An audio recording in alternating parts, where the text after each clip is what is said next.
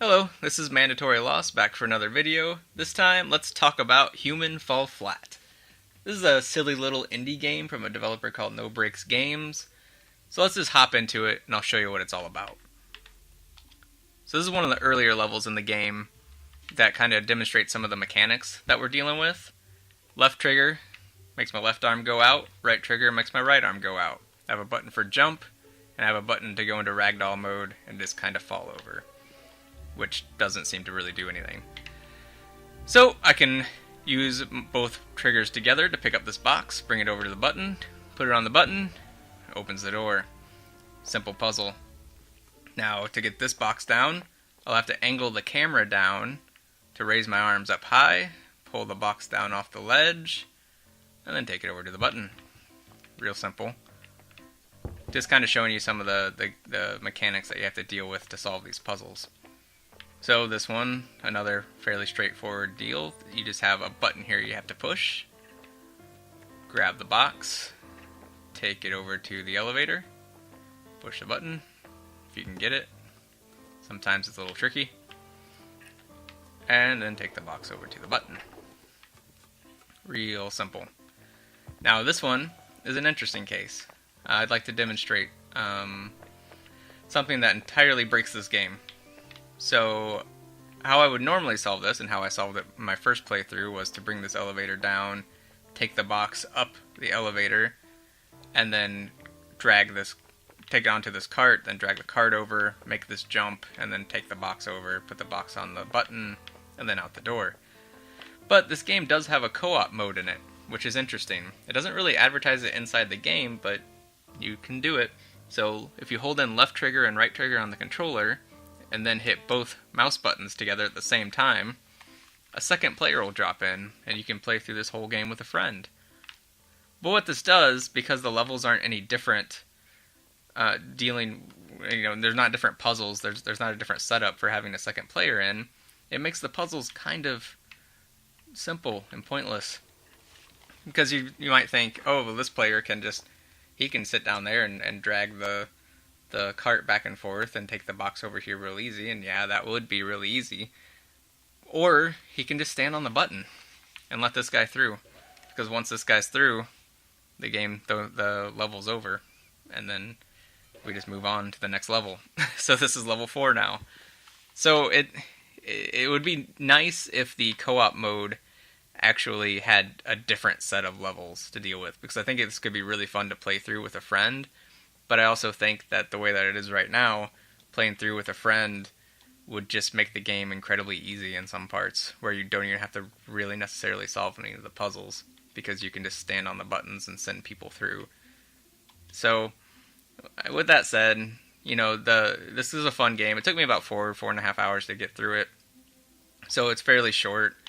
I think it's $15 on Steam right now, and so some of these early levels have some branching paths. So this one's a fairly basic one. I can go up the left here or the right over here.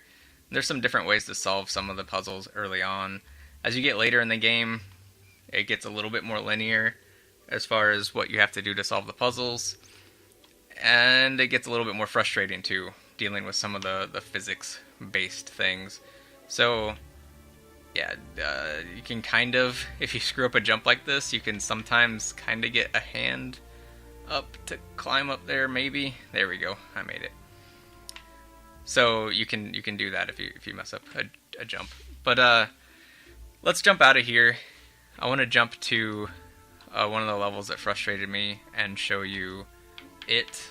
That's this water level, which drove me crazy. There might have been a fair amount of swearing going on while this level was being played, and it's all because of these rowboats. You have to deal with 2 rowboats throughout this level. In the second one, the oar's not attached to the boat itself, and it's super frustrating. But for this one, the oars are attached, so you can just grab left hand on that oar and right hand on this oar. And then in order to row it, unless I'm completely doing it wrong, because the way your arms are moving is attached to the camera angle, you kind of have to move the camera up and down and back and forth like this in order to row, which is very dizzying and kind of, really annoying because it's so slow and it's so like up and down. it's I don't know. There's something about this that just really bugs me having to do it. So I'm not a huge fan of this part of the level. Let me get over here and I'll show you some more stuff that bugs me about this level. Luckily, the level's kind of broken, so you can get through it without too much, without having to deal with half of these puzzles. So this speedboat, technically, I think you're supposed to take these block things, put them under the speedboat, and then use them to roll the speedboat into the water. But it's not easy to do, and I've struggled with it. It took me a long time, the first time I did this, the only time I've done this, to get the speedboat into the water. And then I promptly took the speedboat over that direction somewhere and got it stuck on something and had to restart the level anyway. The second time I went through the level, I didn't feel like dealing with the speedboat. So I just took the rowboat over to here. There's another bigger boat down there that you can get onto. But I said, screw that, I don't want that boat either. I just went over that way to where there's some docks. Now you can't get onto the docks because you're supposed to get this big boat to take the big boat into the docks. But I hit a checkpoint down there on my little rowboat. And because I hit that checkpoint, I was able to just restart. And the game, saying, oh, he's already hit this checkpoint, the boat must be down there, just gave me the boat.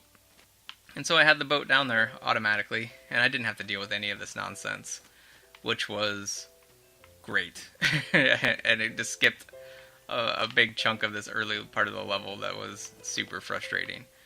So there are some aspects of the game that are kind of broken like that. In the last level, there's a door that I was able to go through just by standing on the button that opens the door and then just running through the door really fast before it closed. So there are some aspects of the game that you can kind of cheat to get through because they're kind of busted. But overall, even with these annoyances, it's still a pretty good game for the most part. There's a lot of really fun set pieces that you can get to go through, climbing around on different things and interacting with different puzzle pieces to try to get through these levels. So it's fun.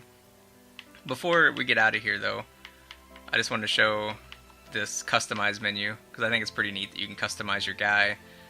You can use a webcam to plaster your face up there if you'd like to, or you can go in and paint your guy however you want to customize them a little bit, which might be cool in co-op mode too, because then you can tell each other apart from one another.